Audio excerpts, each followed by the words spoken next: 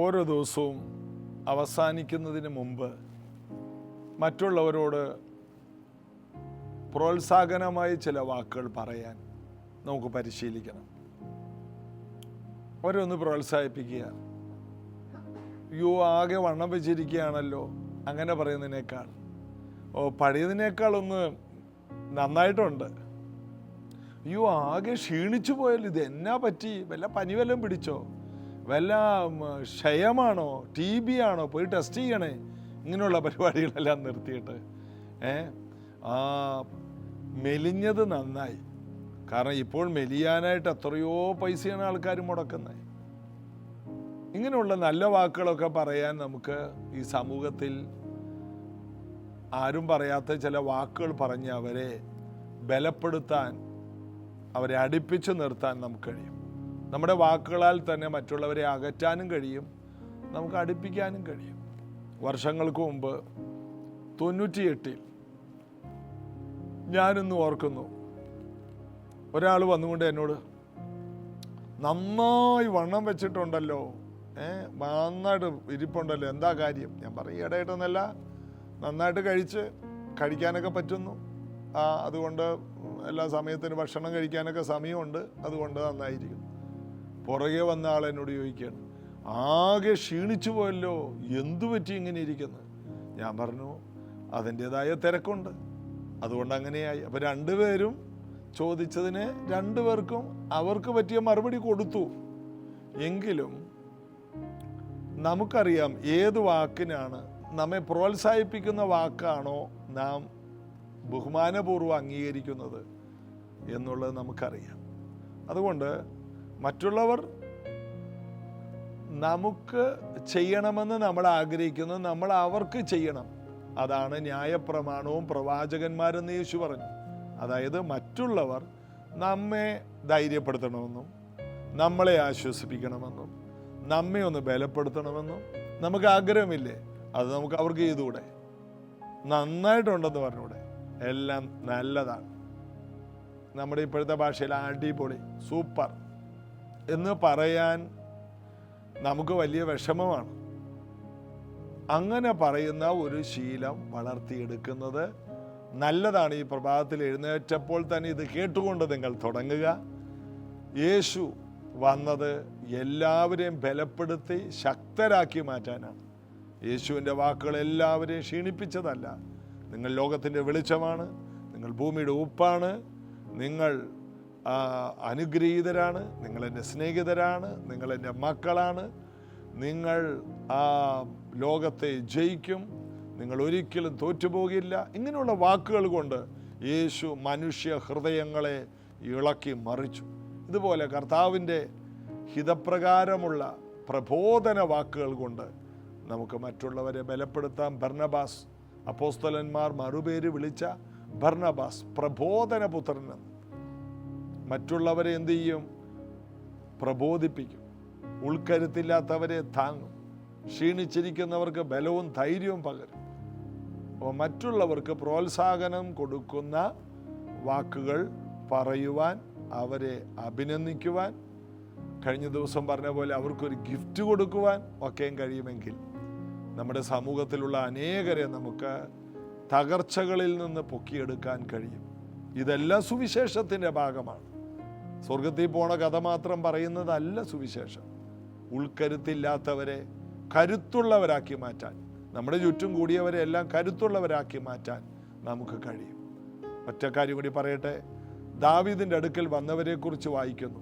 കടമുള്ളവർ, ഞെരുക്കമുള്ളവർ, സന്തുഷ്ടിയില്ലാത്തവർ ദാവീദിൻ്റെ അടുക്കൽ വന്നു. അവൻ അവർക്ക് തലവനായി. ഏകദേശം 400-600 പേര്. പിന്നീട് വായിക്കുന്നത്, അവർ കീർത്തി കേട്ട വീരന്മാരായി മാറി. ആര്? കടമുള്ളവർ, ഞെരുക്കമുള്ളവർ, സന്തുഷ്ടിയില്ലാത്തവർ. ദാവീദ് കൂടെ കൂട്ടിയവരെ ശക്തീകരിച്ച് ദാവീദിൻ്റെ വലിയ സൈന്യ തലവന്മാരും ആ കാലഘട്ടത്തിൽ ദാവീദിൻ്റെ വിജയങ്ങളാക്കി മാറ്റി. ഇതുപോലെ നമ്മുടെ അടുക്കൽ നമ്മളുമായിട്ട് ബന്ധപ്പെടുന്നവരെല്ലാം തകർന്നവരായിരിക്കും. അവരെ ബലമുള്ളവരാക്കി മാറ്റാം. യേശു ചെയ്തതും അതാണ്. നമുക്കും അത് ചെയ്യാം. അപ്പോസ്തലന്മാരത് ചെയ്തു, നമുക്കത് ചെയ്യാം. ഈ ജ്ഞാനവും കൃപയും തന്ന യേശുവിനെ നമുക്ക് ചേർന്ന് പാടി ആരാധിക്കാം.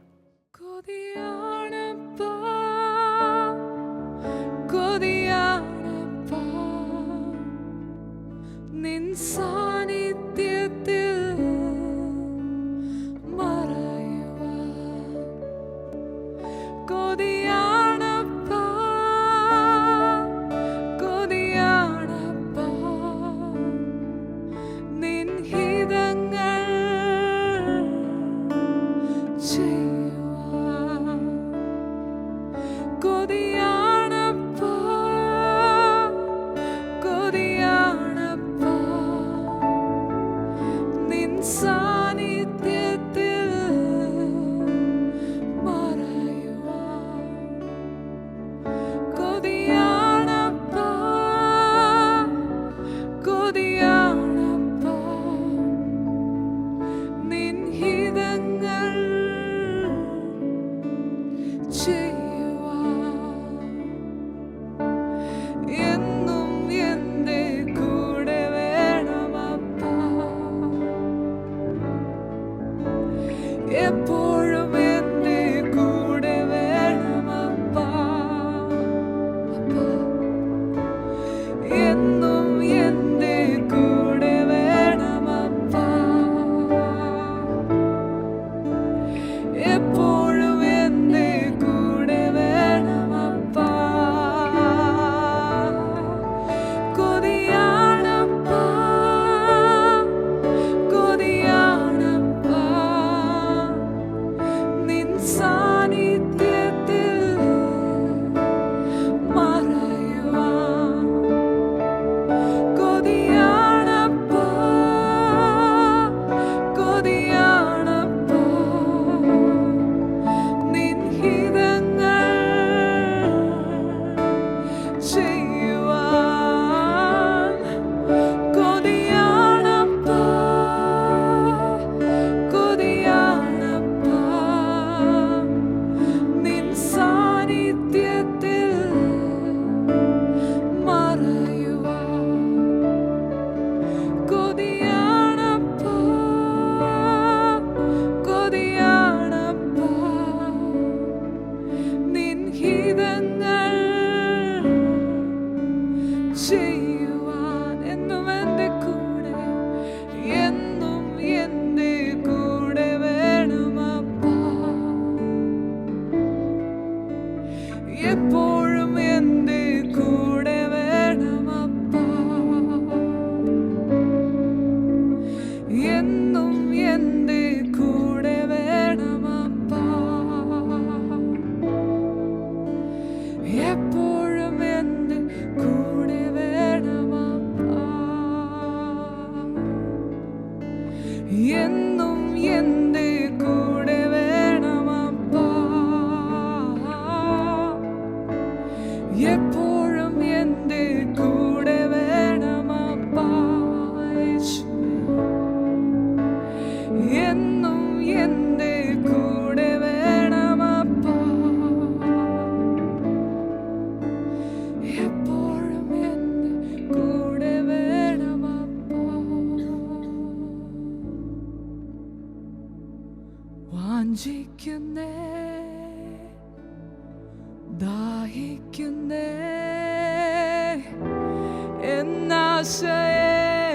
എന്നാശയേറുന്നേ. വാഞ്ചിക്കുന്നേ, ദാഹിക്കുന്നേ,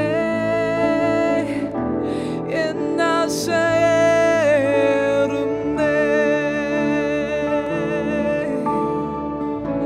വാഞ്ചിക്കുന്നേ, ദാഹിക്കുന്നേ, എന്നാശയേറുന്നേ.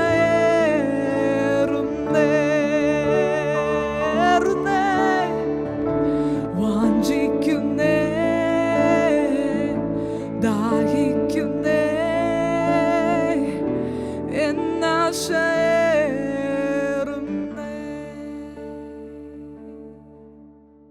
കഴിഞ്ഞ 2 ദിവസം സന്തോഷത്തെക്കുറിച്ചാണ് പറഞ്ഞത്. നിങ്ങൾക്ക് ഒത്തിരി ദുഃഖമുണ്ടാകും ഞാൻ ഈ ഭൂമിയിൽ നിന്ന് പോകുന്നത് കൊണ്ട്. 3.5 കൊല്ലം നിങ്ങളുടെ കൂടെ നടന്ന് നിങ്ങളുടെ ഒപ്പത്തിനൊപ്പം നടന്നും കിടന്നും നിങ്ങളുടെ ഒപ്പം ഉറങ്ങിയും ജീവിച്ചും നിങ്ങളെ സ്നേഹിച്ചും കരുതിയും പോയ ഞാൻ നിങ്ങളെ വിട്ടു പോകുന്നത് നിങ്ങൾക്ക് താങ്ങാൻ കഴിയാത്ത ദുഃഖമാണ്. എന്നാൽ ലോകം സന്തോഷിക്കും. എന്നാൽ നിങ്ങളുടെ ഈ വിലാപം നൃത്തമായി മാറും. നിങ്ങൾ സന്തോഷിക്കും. ഈ സന്തോഷം ആർക്കും നിങ്ങളിൽ നിന്ന് എടുത്തു കളയാൻ കഴിയില്ല. 22-ാം വാക്യം, അങ്ങനെ നിങ്ങൾക്ക് ഇപ്പോൾ ദുഃഖമുണ്ട് എങ്കിലും ഞാൻ പിന്നെയും നിങ്ങളെ കാണും. നിങ്ങളുടെ ഹൃദയം സന്തോഷിക്കും. നിങ്ങളുടെ സന്തോഷം ആരും നിങ്ങളിൽ നിന്ന് എടുത്തു കളയില്ല. ഒരിക്കലും ആർക്കും എടുത്തു കളയാൻ കഴിയാത്ത സന്തോഷം നിങ്ങളിലുണ്ടാകും. പലരുടെയും സന്തോഷം നമുക്ക് പെട്ടെന്ന് കളയാൻ പറ്റും. ചില വാർത്തകൾ കേട്ടാൽ ചിലരുടെ സന്തോഷം പോയി. ചില സംഭവങ്ങൾ നടന്നാൽ പിന്നെ ഉള്ള സന്തോഷം പോയി. സന്തോഷം പോകാതിരിക്കാൻ വളരെ അഡ്ജസ്റ്റ് ചെയ്ത് ചില വീട്ടിൽ ചില ഭർത്താക്കന്മാർ ഇങ്ങനെ മുന്നോട്ട് പോകും. കുറച്ച് കഴിയുമ്പോൾ ഒരു വാക്ക് പറഞ്ഞു ഉടനെ സന്തോഷം പോയി.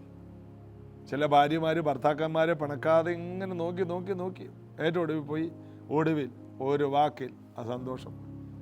അങ്ങനെ പോകുന്നതല്ലല്ലോ ക്രിസ്തീയ ജീവിതത്തിലെ സന്തോഷം. അപ്പോൾ കുടുംബ ബന്ധങ്ങളിൽ പോലും ക്രിസ്തീയമായ ഒരു മുന്നേറ്റമില്ലെങ്കിൽ കുടുംബജീവിതത്തിലുള്ള സന്തോഷമൊന്നും നിലനിൽക്കില്ല. കുടുംബജീവിതം മുന്നോട്ട് കൊണ്ടുപോകണമെങ്കിൽ കർത്താവിലുള്ള സന്തോഷമുള്ള രണ്ടുപേരും ഒരുമിച്ച് ചേരണം. അതുകൊണ്ടാണ് രക്ഷിക്കപ്പെട്ട ഒരു വിശ്വാസി അവിശ്വാസിയുമായി വിവാഹം കഴിക്കരുതെന്ന് പറയുന്നത്. അവിശ്വാസിയുമായി വിശ്വാസി ഇണയല്ല പിണകൂടരുത്. അപ്പോൾ രക്ഷിക്കപ്പെട്ട ഒരു പെൺകുട്ടി യേശുവിനെ കർത്താവും രക്ഷകനുമായി സ്വീകരിച്ച് ഒറ്റക്ക് വിശ്വാസത്തിൽ വന്ന ഒരു പെൺകുട്ടി, അവള് BSc നേഴ്സാണ്. അവൾക്ക് UK പോകാനുള്ള കാര്യം റെഡിയാണെന്ന് അറിഞ്ഞാൽ ചില മാതാപിതാക്കൾ ഒരു ചതി ചെയ്യും. ആൺകുട്ടികളുടെ എടാ മോനെ വേഗം സ്നാനപ്പെട്ടോ, ആ പെങ്കൊച്ച് മിടിക്കുക, രക്ഷിക്കപ്പെട്ടാണെന്ന് പറഞ്ഞാൽ മതി. ഇവൻ മാനസാന്തരപ്പെട്ടതല്ല, ഇവൻ സ്നാനപ്പെട്ടതാണ്, ഇവൻ രക്ഷിക്കപ്പെട്ടതല്ല, യേശുവുമായി ബന്ധമില്ല. ഈ പാവം പെങ്കൊച്ചിനെ കൊടുക്കാൻ വേണ്ടി ഇവനെ കൊണ്ട് ഈ മാതാപിതാക്കൾ കല്യാണം കഴിപ്പിക്കും.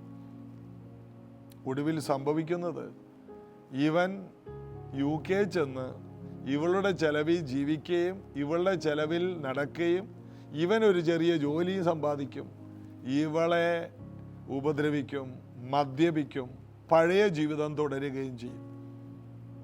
മാതാപിതാക്കൾക്ക്, ഈ ചെറുക്കൻ്റെ മാതാപിതാക്കൾക്ക് ഇതൊന്നും ഒരു വിഷയമല്ല. ഞാനിത് പറയുമ്പോൾ ഇത് കേൾക്കുന്ന ഏതെങ്കിലും ആൾക്കാരുടെ ചങ്കത്ത് കൊള്ളുന്നുണ്ടെങ്കിൽ കൊള്ളണം.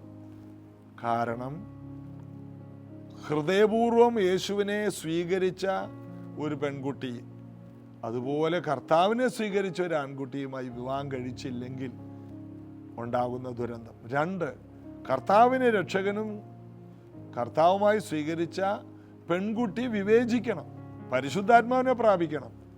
ഒരു ചെറുക്കം വന്നുകൊണ്ട് ഞാൻ സ്നാനപ്പെട്ടാണ്, ഞാൻ പരിശുദ്ധാത്മാവിനെ പ്രാപിച്ചോളാം എന്നൊന്നും പറഞ്ഞ് വീടും കുടുംബവും വിദ്യാഭ്യാസമൊന്നും നോക്കരുത്. വിവേചിക്കണം, പരിശുദ്ധാത്മാവിനെ പ്രാപിച്ചിട്ട് വിവേചിക്കണം. അല്ലെങ്കിൽ ആ കുടുംബജീവിതം നരകമായി മാറും. എത്രയോ കുടുംബങ്ങൾ തല്ലിപ്പിരിഞ്ഞു. എനിക്കറിയാം, ഈ കാലയളവിൽ ഇത്രയും വർഷങ്ങളുടെ ഇടയിൽ ഞാൻ കണ്ടു, വിദേശ രാജ്യങ്ങളിൽ കണ്ടു. ചതിക്കുഴിയിൽപ്പെട്ട ആൺകുട്ടികൾ, പെൺകുട്ടികൾ എന്താണ്, ശരിയായി രക്ഷിക്കപ്പെട്ട ഒരു വ്യക്തിക്ക് മാത്രമേ രക്ഷയുടെ സന്തോഷമുള്ളൂ. അല്ലാത്തവർക്ക് ലോകത്തിലാണ് സന്തോഷം. സന്തോഷം എവിടെയെങ്കിലും വേണം. ഒന്നുകിൽ കർത്താവിലുള്ള സന്തോഷം, അല്ലെങ്കിൽ മദ്യത്തിലും കൂട്ടുകാരിലും ബന്ധുക്കളിലും ഉള്ള സന്തോഷം. കർത്താവിലുള്ള സന്തോഷമാണെങ്കിൽ ഈ ലോകത്തിലോട്ട് പോകത്തേയില്ല. ഈ ലോകമായിട്ട് ഇങ്ങനെ കെട്ടുപണഞ്ഞു കിടക്കുന്ന ബന്ധം, നമുക്ക് ഈ ലോകത്തിൽ എല്ലാവരെയും മാറ്റി നിർത്തണമെന്നല്ല പറഞ്ഞത്. അങ്ങനെയാണെങ്കിൽ നമ്മൾ ഈ ലോകം വിട്ടു പോകണമെന്നാണ് ബൈബിൾ പറഞ്ഞത്. കാരണം നമുക്ക് എല്ലാവരോടും കൂടെ ജീവിച്ചേ മതിയാവും. നല്ല സുഹൃത്ത് വലയങ്ങൾ രക്ഷിക്കപ്പെടാത്തവരുടെ ഇടയിൽ ഉണ്ടാകണം. എന്നാൽ ക്രിസ്തുവുമായിട്ടുള്ള ബന്ധത്തിൽ അകലമുണ്ടാക്കുന്ന എല്ലാ ബന്ധങ്ങളെയും മുറിക്കാനും നമുക്ക് കഴിയണം. ഈ സമൂഹത്തിൽ ജീവിക്കുമ്പോൾ എല്ലാവരുമായിട്ട് കഴിയുമെങ്കിൽ എല്ലാവരുമായി സമാധാനം ആയിരിപ്പിൻ എന്നാണ് വായിക്കുന്നത്. കഴിയുമെങ്കിൽ. ചിലർക്ക് കഴിയില്ല, കഴിയുന്നവരുണ്ട്. നമ്മൾ വായിക്കുന്നു, ആസിയയിലുള്ള വലിയ വലിയ ആൾക്കാർ പൗലോസിന്റെ സ്നേഹിതരായിരുന്നു. അവർ രക്ഷിക്കപ്പെട്ടവരൊന്നുമല്ല. സമൂഹത്തിലുള്ള വലിയ വലിയ ആൾക്കാരുമായിട്ട്, രാഷ്ട്രീയ നേതാക്കളുമായിട്ട് ദൈവദാസന്മാർക്കും ദൈവമക്കൾക്കും ബന്ധമുണ്ടാകണം. അതെല്ലാം ആ ക്വാളിറ്റിയാണ് എന്ന് കരുതി അവരെ നമ്മുടെ കട്ടിലേക്കേറ്റി കിടത്താനല്ല. അവരുമായി ഇണയല്ലാപ്പിണ ബന്ധങ്ങൾ കൂടരുത്. എല്ലാവരെയും നിർത്തേണ്ടടുത്ത് നിർത്തണം, വിവേചിക്കണം. അയ്യോ, എൻ്റെ മോളെ പാസ്റ്റർ പറഞ്ഞ ആലോചന വന്ന് ചതിച്ചു. ചുമ്മാതാ. ഒരു പാസ്റ്റർക്കും നമ്മുടെ മോളുടെ കല്യാണമൊന്നും ചതിക്കാനൊന്നും പറ്റത്തില്ല. അയ്യോ, മറ്റേ കുടുംബക്കാർ ഞങ്ങളെ ചതിച്ചു. നിങ്ങൾ വിവേചിക്കണം. വീണ്ടും ജനിച്ച ഒരു ദൈവ പൈതൽ പരിശുദ്ധാത്മാവിനെ പ്രാപിച്ചിട്ട് പ്രാർത്ഥിക്കണം. എനിക്കറിയാവുന്ന പലരുമുണ്ട്. ഒരു കല്യാണാലോചന വന്നാൽ ആ കല്യാണാലോചന വെച്ച് പ്രാർത്ഥിച്ച്. എനിക്കൊരു പെൺകുട്ടിയെ അറിയാം. ഈ അടുത്ത ദിവസങ്ങളിൽ അവൾ BSc നേഴ്സാണ്. അവൾക്ക് വന്ന കല്യാണാലോചന വലിയ വിദ്യാഭ്യാസമൊന്നുമുള്ള ചെറുക്കനല്ല. എങ്കിലും അവൾ ഇരുന്ന് പ്രാർത്ഥിച്ചിട്ട് അവൾ ആ ആലോചന തീരുമാനിച്ചു. അവളോട് ദൈവം സംസാരിച്ചു. ദിവസങ്ങൾ അവൾ പ്രാർത്ഥിച്ചു. അവളോട് ദൈവം ഇടപെട്ടു. അവൾ പരിശുദ്ധാത്മാവിൽ പ്രാർത്ഥിക്കുന്നവളാണ്. ദൈവം അവളോട് ഇടപെട്ടു. അവൾ ആ കാര്യത്തിന് വേണ്ടി സ്റ്റെപ്പ് വെച്ചു. ഇങ്ങനെയുള്ള കാര്യങ്ങൾ ചെയ്യുക. അല്ലാതെ വിദേശത്ത് പോകാൻ വേണ്ടി ഒരു കല്യാണം, വിശ്വാസ സ്നാനവും വിവാഹ സ്നാനവും എന്ന് പണ്ടാരോ പറഞ്ഞതുപോലെ കല്യാണം കഴിക്കാനുള്ള സ്നാനമല്ല ഇത്. ഇത് വിശ്വാസ സ്നാനം. സത്യത്തിന് വേണ്ടി നിൽക്കണം, യേശുവിന് വേണ്ടി നിൽക്കണം. അപ്പോൾ നമ്മുടെ സന്തോഷത്തെ നശിപ്പിക്കുന്ന മേഖലകളെ കണ്ടുപിടിച്ചതിനെ മുളയിലെ മുറിച്ചു കളയാം, നുള്ളിക്കളയാൻ നമ്മൾ പഠിക്കണം. നമ്മൾ ആ ഏരിയകളിൽ നിന്ന് മാറണം. നമ്മുടെ സന്തോഷം അറ്റുപോകുന്ന എല്ലാ ബന്ധങ്ങളും ബന്ധനങ്ങളായി മാറും. എന്നാൽ നമ്മുടെ സന്തോഷത്തിൽ കൂടുതൽ സന്തോഷത്തെ ജ്വലിപ്പിക്കുന്ന ബന്ധങ്ങളുണ്ട്. വിശ്വാസ ജീവിതത്തിൽ നല്ല സുഹൃത്ത് വലയങ്ങളെ ഉണ്ടാക്കി നമ്മുടെ സന്തോഷത്തെ നമുക്ക് പൊലിപ്പിച്ചെടുക്കാൻ കഴിയും. ഭർത്താവ് നഷ്ടപ്പെട്ടു. ചെറുപ്രായത്തിലെ വിധവമാരായ പലരും, എനിക്കറിയാവുന്ന നല്ല നല്ല സഹോദരിമാരുണ്ട്, മാന്യരായ സ്ത്രീകൾ. അവരവരുടെ ജീവിതത്തിൽ ഒറ്റപ്പെട്ട് അങ്ങനെ നിൽക്കരുത്.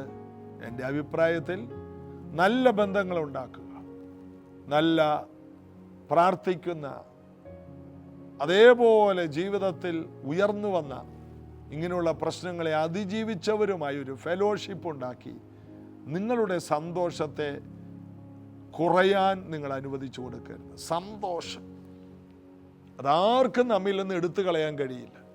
അയ്യോ, എൻ്റെ ഭർത്താവ് പോയേ, എൻ്റെ ഭാര്യ പോയേ, എൻ്റെ മോൻ പോയേ. എല്ലാവരും ഒരു ദിവസം വീട് വിട്ടു പോകണം, ഈ നാട് വിട്ടു പോകണം, ഈ ഭൂമി വിട്ടു പോകണം. എന്നാൽ അവരെല്ലാം പോകുന്നതല്ല നമ്മുടെ സന്തോഷം. ജോലി പോയപ്പോഴും വീട് നഷ്ടപ്പെട്ടപ്പോഴും തീരുന്നതല്ല. ഞാൻ തരുന്ന സന്തോഷം ആരും നിങ്ങളിൽ നിന്ന് എടുത്തു കളയില്ല. നിങ്ങളുടെ സന്തോഷം ആരും നിങ്ങളിൽ നിന്ന് എടുത്തു കളയില്ല. യോഹന്നാൻ 16:22 ബി പാർട്ട്. കർത്താവ് തരുന്ന സന്തോഷം ആരും നമ്മിൽ നിന്ന് എടുത്ത് കളയില്ല. അങ്ങനത്തെ ഒരു സന്തോഷമുണ്ട്. അത് വലിയ സന്തോഷമാണ്. ആർക്കും എടുത്തു കളയാൻ കഴിയില്ല. ഒരു വിഷയം വരുമ്പോഴേക്കും എല്ലാ സന്തോഷവും പോയി, ഞങ്ങളിനി ചർച്ചിലോട്ടും ഇല്ല, ഞങ്ങളിനി പ്രാർത്ഥനയ്ക്കും ഇല്ല. അതൊന്നും രക്ഷിക്കപ്പെട്ടവരുടെ കൂട്ടമേ അല്ലെന്നേ. ഇതൊക്കെ ചുമ്മാ വരുന്നവരാ. ആരെയൊക്കെ ബോധിപ്പിക്കാൻ വേണ്ടി പള്ളിയിൽ വന്ന് ഒരു കസേര അവിടെ ആള് ഫില്ല് ചെയ്യാൻ വന്നിരിക്കുന്നതാണ്. ഒരു ഗുണവുമില്ല. രക്ഷിക്കപ്പെട്ടവർ അവരുടെ സന്തോഷം ഒരിക്കലും പോകില്ല. അത് രക്ഷയുടെ സന്തോഷം, അത് നഷ്ടപ്പെടാത്തതാണ്. ജീവന്റെ പുസ്തകത്തിൽ പേരുണ്ട്. എനിക്കൊരു നിത്യതയുണ്ട്, എനിക്കൊരു യേശുവുണ്ട്, എന്നെ ചേർക്കാൻ യേശു വരും. ഞാൻ പുതിയ സൃഷ്ടിയാണ്, എന്നിൽ പരിശുദ്ധാത്മാവുണ്ട്, എന്നെ ശക്തനാക്കുന്നവൻ മുഖാന്തരം ഞാൻ സകലത്തിലും മതിയാകുന്നു. ഇങ്ങനെയുള്ള നൂറുകണക്കിന് കാര്യങ്ങൾ വേദപുസ്തകത്തിൽ നിന്ന് ഗ്രഹിക്കുന്ന, സത്യമറിഞ്ഞ സത്യത്തിൻ്റെ സ്വാതന്ത്ര്യത്തിൽ ജീവിക്കുന്നവർക്കാണ് ഈ വലിയ സന്തോഷം. ഈ സന്തോഷം നമ്മിൽ നിന്ന് ആർക്കും എടുത്തു കളയാൻ കഴിയില്ല. കുറച്ച് കാശ് പോയപ്പോൾ തീരുന്നതല്ല ഈ സന്തോഷം. എനിക്കറിയാം, വിശ്വാസ കോളത്തിൽ കുറേ പേരുണ്ട്. എൻ്റെ ഭർത്താവ് എന്നെ അങ്ങനെ പറഞ്ഞു, എൻ്റെ ഭാര്യ ഇങ്ങനെയാണ്, എൻ്റെ പിള്ളേർ ഇങ്ങനെയാണ്. ജീവിതകാലം മുഴുവൻ ഇത് തന്നെ പറഞ്ഞുകൊണ്ട് നടന്ന് നിരാശപ്പെട്ട് മുഖത്ത് ഒരു സന്തോഷമില്ലാതെ ജീവിക്കുന്ന ദൈവമക്കൾ എന്ന പേരിൽ കുറേ പേരുണ്ട്. അവരെ കണ്ട ഒരു 10 പേര് ഉള്ള വിശ്വാസം ചോർന്നവരായി പോകും. ഒന്നുമില്ലാത്തവരെങ്കിൽ എല്ലാം ഉള്ളവരെ പോലെ എല്ലാ കാലത്തും ദൈവത്തെ വാഴ്ത്തുന്നവരായി, എപ്പോഴും അവൻ്റെ സ്തുതി നമ്മുടെ നാവിൽ ഇരിക്കുന്നവരായി, എളിയവരത് കേട്ട് ദൈവത്തെ വാഴ്ത്തുമെന്ന്. ഞാൻ യഹോവയെ എല്ലാ കാലത്തും വാഴ്ത്തും, നല്ല കാലത്തും കഷ്ടകാലത്തും എപ്പോഴും. അവൻ്റെ സ്തുതി എപ്പോഴും എൻ്റെ നാവിൽ, എല്ലാ സമയത്തും സ്തോത്രം, എല്ലാ സമയത്തും എപ്പോഴും സന്തോഷിപ്പിൻ. പൗലോസ് പറയും, ജയിലിൽ വന്നപ്പോഴും അടി വന്നപ്പോഴും പൗലോസിൻ്റെ സന്തോഷം ചോർന്നു പോയില്ല, തീർന്നു പോയില്ല. കർത്താവിന് വേണ്ടി അടിയേൽക്കാൻ വിളിക്കപ്പെട്ടവരെ, അപമാനമേൽക്കാൻ വിളിക്കപ്പെട്ടവരെന്ന് അറിഞ്ഞപ്പോൾ അവർ സന്തോഷിച്ചുകൊണ്ട് പോയെന്ന്. അടി കൊണ്ടപ്പോൾ സന്തോഷം കൂടിയെന്ന്, ബന്ധനം വന്നപ്പോൾ സന്തോഷം കൂടിയെന്ന്, ഒറ്റപ്പെടൽ വന്നപ്പോൾ സന്തോഷം കൂടിയെന്ന്. ഇതാണ് നിങ്ങളുടെ സന്തോഷം. ആർക്കും എടുത്തു കളയാൻ കഴിയില്ല. ഇന്നുള്ള ബന്ധങ്ങളെല്ലാം പോകാം, എന്നാൽ സന്തോഷം, യേശു തരുന്ന രക്ഷയുടെ സന്തോഷം, അതൊരിക്കലും നമ്മളിൽ നിന്ന് മാറില്ല. ഈ സത്യം നിങ്ങൾ അറിയണം. ബൈബിള് വായിക്കണം, ആത്മാവിൽ പ്രാർത്ഥിക്കണം, ആത്മാവിൽ സത്യത്തിലും ആരാധിക്കണം. വരുന്ന 2025 നിങ്ങളൊരു ആഘോഷത്തിൻ്റെ വർഷമാക്കി മാറ്റണം. ആ വർഷത്തിന് ഇടുന്ന പേരല്ല വിഷയം, ആഘോഷത്തിൻ്റെ വർഷമാക്കി ഞാനതിനെ മാറ്റുകയാണെന്ന് നമ്മൾ തന്നെ പ്രഖ്യാപിക്കും. നമ്മുടെ വാർദ്ധക്യം, നമ്മുടെ ബാല്യകാലം, നമ്മുടെ കുടുംബജീവിതം എല്ലാം ആഘോഷമാക്കി മാറ്റണം. പൈസയുണ്ടോ പൈസയില്ല, ആരോഗ്യമുണ്ടോ ആരോഗ്യം, ഇതൊന്നും ഒരു വിഷയമല്ല. ഞാൻ എൻ്റെ ജീവിതത്തെ ആഘോഷമാക്കി മാറ്റും. കാരണം എൻ്റെ കൂടെ യേശുവുണ്ട്. യേശു എൻ്റെ കൂടെ ഉള്ളപ്പോൾ ഞാനിനി തകർന്നു കിടക്കേണ്ട ആവശ്യമില്ല. എൻ്റെ യേശു ഉയർത്തെഴുന്നേറ്റ് ജീവിക്കുന്നു. അവർ പുറപ്പെട്ട് എല്ലായിടത്തും പ്രസംഗിച്ചു. കർത്താവ് അവരോടുകൂടി ഇരുന്ന് അത്ഭുതങ്ങളാലും അടയാളങ്ങളാലും വീര്യപ്രവർത്തികളാലും വചനത്തെ ഉറപ്പിച്ചെന്നാണ്. അത്ഭുതങ്ങൾ. അതിലൊരാൾ ഫിലിപ്പോസ് 8-ാം അധ്യായം അപ്പോസ്തല പ്രവൃത്തിയിൽ ശമരിയ പട്ടണത്തിൽ ചെന്നു. ആ പട്ടണത്തിൽ വലിയ സന്തോഷമുണ്ടാക്കി. രോഗികൾ സൗഖ്യമാകുന്നു, തളർവാദ രോഗികൾ എഴുന്നേറ്റ് വരുന്നു, ഭൂതം ബാധിച്ചവർ ഭൂതത്തിൽ നിന്ന് വിടുതൽ പ്രാപിക്കുന്നു. മന്ത്രവാദികൾ ഈ അത്ഭുതങ്ങൾ കണ്ട് പേടിച്ച് ഫിലിപ്പോസിന്റെ കാൽക്കലിരിക്കുന്നു. അവരെല്ലാം സ്നാനപ്പെടുന്നു. അപ്പോസ്തലനായ പത്രോസ് യോഹന്നാനും ഇത് അറിഞ്ഞിട്ട് ഓടിച്ചെല്ലുന്നു. ആ ജനക്കൂട്ടത്തിന് മേൽ കൈവെക്കുന്നു. അവരെല്ലാം പരിശുദ്ധാത്മാവിനെ പ്രാപിക്കുന്നു. മഹാസന്തോഷമുള്ളിടത്തേക്ക് ഇതാ പത്രോസ് യോഹന്നാൻ ഓടിച്ചെല്ലുന്നു. ആ സന്തോഷമുണ്ടാക്കിയത് ഒരു ഫിലിപ്പോസാണ്. സന്തോഷത്തെ ഭൂമി മുഴുവനും നിറക്കാൻ, പട്ടണങ്ങളിൽ നിറക്കുവാൻ ഉള്ള പാണ്ഡികശാലയാണ് നമ്മൾ. സന്തോഷം നിറഞ്ഞ ജോസഫിൻ്റെ പാണ്ഡികശാല, സമൃദ്ധി നിറഞ്ഞ ജോസഫിൻ്റെ പാണ്ഡികശാല പോലെയാണ് നമ്മൾ. മഹത്വത്തിൻ്റെ പ്രത്യാശയായ ക്രിസ്തു നമ്മിൽ വസിക്കും, പരിശുദ്ധാത്മാവ് നമ്മിൽ വസിക്കും. സന്തോഷത്തിൻ്റെ ദൂതന്മാർ നമ്മുടെ കൂടെയുണ്ട്, ചിരിയുടെ ദൂതന്മാർ. എൻ്റെ കൂടെ സന്തോഷത്തിൻ്റെ ദൂതന്മാരുണ്ട്. എനിക്കറിയാം, ഞാൻ എവിടെ പോയാലും ചിരിയുണ്ടാകും, സന്തോഷമുണ്ടാകും. കാരണം എൻ്റെ കൂടെ കുറച്ച് ദൂതന്മാരുണ്ട്. ഇവരെല്ലാം നമ്മുടെ കൂടെയുണ്ട്. നമ്മൾ കാണുന്നില്ല, നമുക്കറിയാം. എവിടെ പോയാലും ചിരി ഉണ്ടാകും. ചിരി ഉണ്ടാക്കണം, സന്തോഷിക്കണം. നമ്മൾ ആർക്കും ഒരു ഭാരമോ ദുഃഖമോ ആകരുത്. നമ്മുടെ വാക്കുകളെല്ലാം മറ്റുള്ളവർക്ക് ചിരി ഉണ്ടാക്കുന്നതാകട്ടെ. കർത്താവിൻ്റെ അനുഗ്രഹത്താൽ നിറയാം. കർത്താവ് അനുഗ്രഹിക്കട്ടെ. പ്രാർത്ഥിക്കാം. യേശുവിൻ നാമത്തിൽ ഈ മക്കൾ മുഖാന്തരം പോകുന്നിടത്തെല്ലാം വലിയ സന്തോഷവും സ്വസ്ഥതയും സമാധാനവും ഉണ്ടാകട്ടെ. ആർക്കും ഇവരുടെ സന്തോഷത്തെ എടുത്തു കളയാൻ കഴിയരുത്. ജീവിതത്തിൽ വരുന്ന നഷ്ടങ്ങളോ കഷ്ടങ്ങളോ ഇവരിൽ നിന്ന് സന്തോഷം എടുക്കാൻ കഴിയാത്ത നിലയിൽ ഇവർ പരിശുദ്ധാത്മാവിൽ നിറഞ്ഞു നിൽക്കട്ടെ. സൗഖ്യവും സ്വസ്ഥതയും സമാധാനവും ഉള്ളവരാകട്ടെ. സന്തോഷത്തിൻ്റെ ദൂതന്മാർ ഇവരോടുകൂടി ഇരിക്കട്ടെ. ജീസസ് എവരിഡേ കാണുന്ന എല്ലാവരിലും സകല ബുദ്ധിയും കവിയുന്ന സമാധാനവും ആർക്കുമില്ലാത്ത മഹാസന്തോഷവും ഉണ്ടാകട്ടെ യേശുവിൻ നാമത്തിൽ. ആമേൻ. ഞാൻ വിശ്വസിക്കുന്നു ജീസസ് എവരിഡേ കാണുന്ന എല്ലാവർക്കും ഈ സന്തോഷം ഉണ്ടാകുമെന്ന് എനിക്ക് നല്ല ഉറപ്പാണ്. കർത്താവ് അനുഗ്രഹിക്കട്ടെ. ഒരു സന്തോഷ വാർത്തയുള്ളത്, ഈ ഞായറാഴ്ച നാളെ 8 മണിക്ക് ക്രിസ്മസ് സെലിബ്രേഷൻ സഭയിൽ വെച്ച് നടക്കുന്നു. യേശു ഈ ഭൂമിയിലേക്ക് വന്നു എന്ന് ലോകം മുഴുവനും ഓർക്കുന്ന ഈ ദിവസങ്ങളിൽ യേശുവിൻ്റെ ജനനത്തിൽ സന്തോഷിക്കുന്നത് ഒരു തെറ്റല്ല. ചിലർ പറയുന്നു യേശു ജനിച്ചത് ഡിസംബറിലല്ല. എന്നെങ്കിലും ആട്ടെ, യേശു ജനിച്ചല്ലോ, അതിൻ്റെ ഒരു സെലിബ്രേഷൻ എല്ലാവരും ഓർക്കുമ്പോൾ ആ കൂട്ടത്തിൽ നമുക്ക് ഇങ്ങനെ ഒരു സന്ദേശം കൊടുക്കാം. യേശുവുമായി ബന്ധമില്ലാത്തവർക്ക് ഈ പ്രോഗ്രാമുകളിലൂടെ ഒത്തിരി ബലവും കൃപയും നമുക്ക് പകർന്നു കൊടുക്കാം. അതിനായി ഒരുങ്ങാം. നാളത്തെ സഭായോഗം 8 മണി മുതലുള്ളത്. എല്ലാവരും കടന്നു വരാൻ കഴിയുന്നവർ വരിക. അല്ലാതെ ഓൺലൈനായിട്ട് ശ്രദ്ധിക്കാനുള്ളവർ മറ്റുള്ളവർ കൂടി ഷെയർ ചെയ്യണം. അതൊരു വലിയ ആനന്ദമാണ്, ആഘോഷമാണ്. കർത്താവ് എല്ലാവരെയും അനുഗ്രഹിക്കട്ടെ. മാത്രമല്ല, ഞങ്ങളുടെ 12ാമത്തെ വാർഷികത്തിൽ പങ്കെടുത്ത കഴിഞ്ഞ ഞായറാഴ്ചത്തെ വാർഷിക പരിപാടിയിൽ ഓൺലൈനായി പങ്കെടുത്ത എല്ലാവർക്കും പ്രത്യേകം നന്ദി അറിയിക്കുന്നു. God bless you.